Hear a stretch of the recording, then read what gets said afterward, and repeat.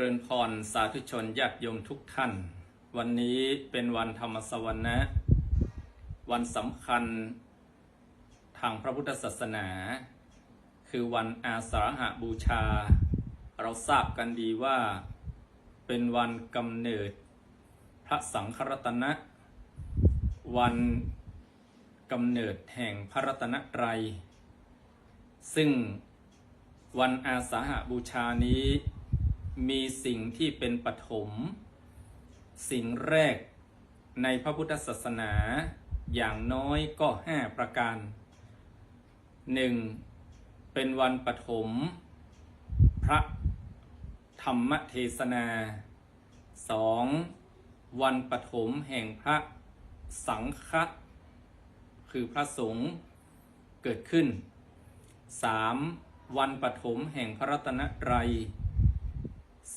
4. วันปฐมที่ได้อริยสงฆ์รูปแรก 5. วันปฐมที่พระสัทธรรมแตกหน่อแยกกอเผยแผ่ไปอย่างกว้างขวางนี้คือความสำคัญของวันอาสาฬหบูชามีปฐมครั้งแรกของศาสนาพุทธเกิดขึ้นถึง5ประการปฐมพระธรรมเทศนาพระพุทธองค์แสดงพระธรรมเทศนากันแรกชื่อว่าธรรมจักรกับปวัตตนสูตรปฐมแห่งพระสังฆะก็คือมีพระสงฆ์เกิดขึ้นรูปแรกครั้งแรกในโลกก็คือพระอัญญากณฑัญญะและพระวปปพัทธิยมหานามะอัสสชิเมื่อฟังธรรมแล้วก็ขอบวชปฐมแห่งพระรัตนตรัยก็เป็นอันว่าพระพุทธเจ้าเกิดขึ้นพระธรรมเกิดขึ้นและพระสงฆ์ก็เกิดขึ้นครบเป็นพระรัตนตรัยคือแก้วอันประเสริฐ3ประการในวันนี้ 4. ประถมพระอริยสงฆ์รูปแรกเมื่อพระพุทธองค์แสดงพระธรรมเทศนาแล้วพระอัญญากณฑัญญะได้ดวงตาเห็นธรรมคือบรรลุเป็นพระโสดาบันส่วนพระปัญจวัคคีย์อีก4รูปวปปพัทธิยมหานามะอัสสชิได้เข้าถึงซึ่งคำสอนแต่ยังไม่ได้เป็นพระอริยบุคคลเป็นอันว่าพระอริยบุคคลเกิดขึ้นครั้งแรกในโลกก็คือพระอัญญากณฑัญญะได้บรรลุเป็นโสดาบันต่อมาวันที่2 3 4ก็มี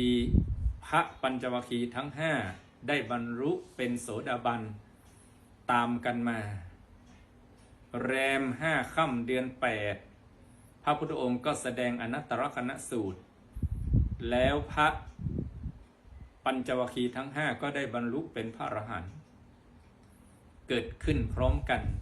ในวันแรม5 ค่ำเดือน8อันนี้จึงเป็นปฐมของพระอริยบุคคลรูปแรกคือพระอัญญากณฑัญญะที่ได้บรรลุเป็นพระโสดาบันประการสุดท้ายปฐมแห่งการแตกหน่อแตกกอแห่งพระธรรมคำสอนแห่งองค์สมเด็จพระสัมมาสัมพุทธเจ้าเมื่อพระองค์แสดงพระธรรมเทศนาแล้วพระปัญจวัคคีย์5ได้ขอบวชเป็นพระภิกษุในพระพุทธศาสนาพระอัญญากณฑัญญะเป็นสักขีพยานแห่งการบรรลุธรรมเพราะได้เป็นอริยสาวกรูปแรกแล้วนั่นหมายความว่าพระธรรมคำสอนแห่งองค์สมเด็จพระสัมมาสัมพุทธเจ้าได้แผ่ขยายจนมาถึงพวกเรา